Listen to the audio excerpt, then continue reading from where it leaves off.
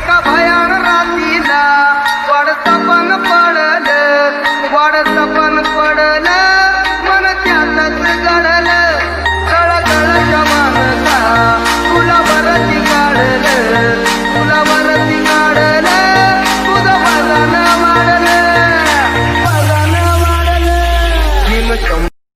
और अब एक खास बात, आरजे रमझाझर के दर्शकों से निवेदन है, ताबड़तोड़ बेबाक व बेझिझक खबर देखने व जानने के लिए आज ही चैनल को सब्सक्राइब करें। लाल कलर का बटन सब्सक्राइब बटन है, उसे दबाते ही बेल आइकन आ जाएगा, उसे क्लिक करके ऑल ऑप्शन सेलेक्ट कर दें, जिससे सबसे पहले हमारे द्वारा डाले गए वीडियो आपके पास पहुंचेंगे और आप निर्बाध तरीके से इस चैनल के माध्यम से सारी खबर सबसे पहले देख सकते हैं। नमस्कार। घरों में रहकर अपना और अपनों को साथ देने के लिए धन्यवाद। हमारे लिए घरों से बाहर रहकर ड्यूटी निभाने के लिए धन्यवाद। नहीं है सड़कों पर आपको चाय पानी का खर्चा देने वाले, फिर भी चौराहे पे 24 घंटा खड़े रहने के लिए धन्यवाद। खुद की जान खतरे में डाल दूसरों की जान बचाने के लिए धन्यवाद। बिना सिगरेट बिना शराब बिना गुटखा खैनी के चने चबाते हुए घरों में रहने के लिए धन्यवाद। दूर रहकर भी पराया ना समझें अपनों को, हम भी तड़प रहे हैं आपसे मिलने को। शासन की सारी निगाहें आपको लाने पर हैं, बहुत जिम्मेदारी है राज्य के जिम्मेदारों पर।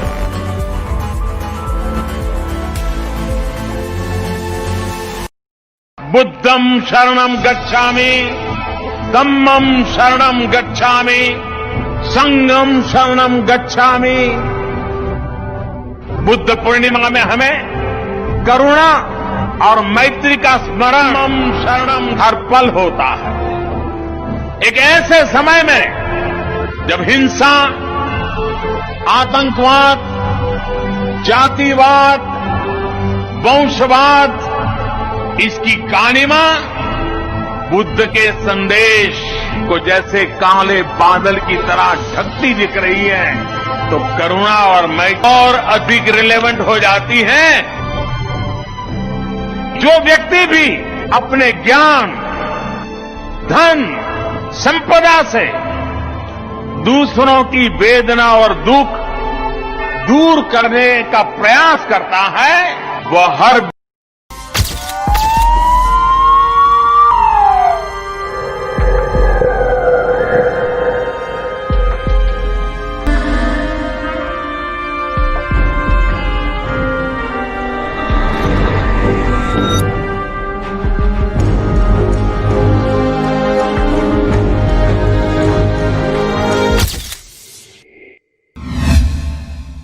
खबर है बलौदा बाजार का, जहां पर एक बड़ी खबर निकलकर सामने आ रही है।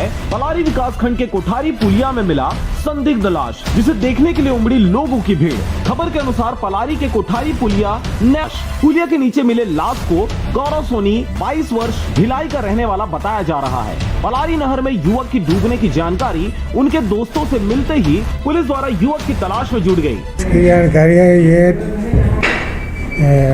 राहुल भारती, रंजित, ये तीनों आए हुए थे और एक ग्राम पांदा के आसपास नहर पुलिया शौच ऐसे फ्रेश होने गए थे, जहाँ से वो नहर पानी में गिरने से डूब गया, जो बहते हुए कोठी पुलिया में फंसा हुआ था।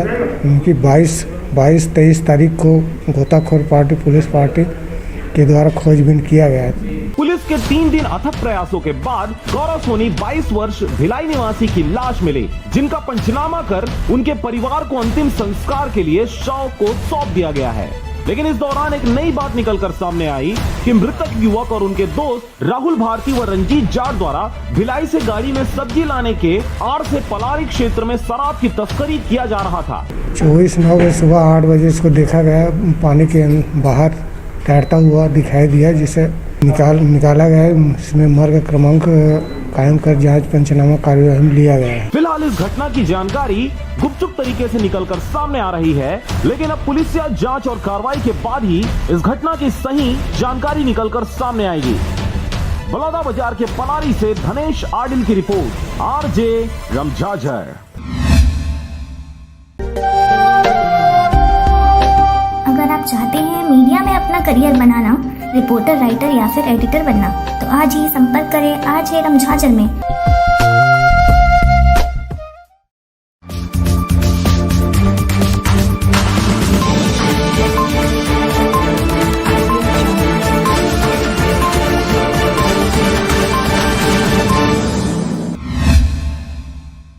बेमेतरा जिले का, जहां पर खर्रा और सोन में भारी भरकम बिजली बिल आने से परेशान है ग्रामीण। एकल बत्ती कनेक्शन का 2000 से ऊपर बिल आना ग्रामीणों के गले का फांस साबित हो रहा है। खबर के अनुसार बेमेतरा जिला में लगातार भारी भरकम बिजली बिल आने से आम नागरिक परेशान है। संकट के इस दौर में लोगों का गुजारा बड़े मुश्किल से चल रहा है, उसमें भी भारी भरकम बिजली बिल आना नागरिकों का जीना दुभर कर दिया है। बेमेतरा जिला में भारी भरकम बिजली बिल आने की शिकायत लगातार मिल रही है। वर्तमान में अंकुर समाज सेवी संस्था के प्रदेश संयोजक एवं जिला पंचायत बेमेतरा सभापति राहुल योगराज टिकरिया ने बताया कि आज वो अपने दौरे के दौरान बेरला विकास खंड के ग्राम खर्रा और सोड़ पहुंचे हुए थे, जहां ग्रामीणों ने उन्हें भारी भरकम बिजली बिल आने से हो रही समस्याओं से अवगत कराया। सभापति टिकरिया ने जानकारी देते हुए बताया कि गांव में 2000 रुपए से लेकर 20,000 रुपए तक का बिजली बिल आया हुआ है। भारी भरकम बिल फेंके गए हैं, लगभग 13,000, 20,000 और मिनिमम 2,000 तो सबके बिल आए। छोटे छोटे परिवार बन के भी, एकल बत्ती वाले बन के भी 2,000 से लेकर 13,000 तक के बिल आए। हमने देखा था कि बेमेतरा जिला में लगातार यहाँ तक कि जिसका एकल बत्ती है उनका भी बिजली बिल 2000 रुपए तक आया है। बेमेतरा जिला के विभिन्न गांवों में भारी भरकम बिजली बिल आने से सूचना लगातार मिल रही है। पिछले बार कुर्मी व आसपास के गांव के बिजली बिल को अधिकारियों को वापस भी करवाया गया था, जिसमें सुधार किया गया, लेकिन आज ग्राम खर्रा और सोढ़ी के बिजली बिल को एकत्रित कर बिजली विभाग को सुधार के लिए वापस भेजा गया है। हर महीना 8 से 10 गांव ऐसे नया गांव आवत है, जहां लगातार भारी भरकम बिल फेंके जाते।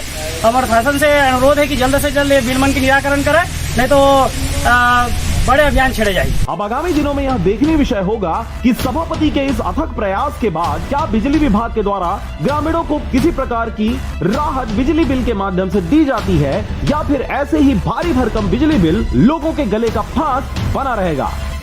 बेमेतरा से रंजीत बंजारे की रिपोर्ट, आरजे रमझाझर। अगर आप चाहते हैं मीडिया में अपना करियर बनाना, रिपोर्टर, राइटर या फिर एडिटर बनना, तो आज ही संपर्क करें आज है रमझाझर में।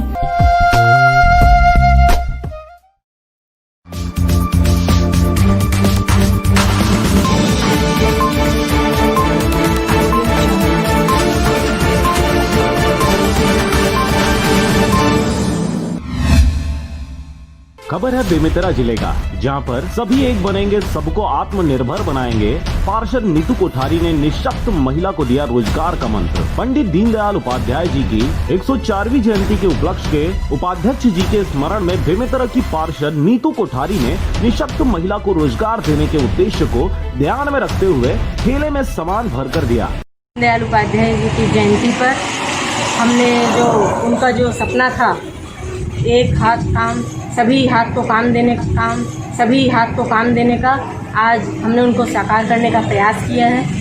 इसमें हमने निःशक्तजन महिला को ठेले को भेंट करके उनको रोजगार का अवसर दिया है। राष्ट्र के नाम संबोधन में प्रधानमंत्री नरेंद्र मोदी ने कोरोना के बाद के भारत की मजबूत रूपरेखा देशवासियों के सामने रखी।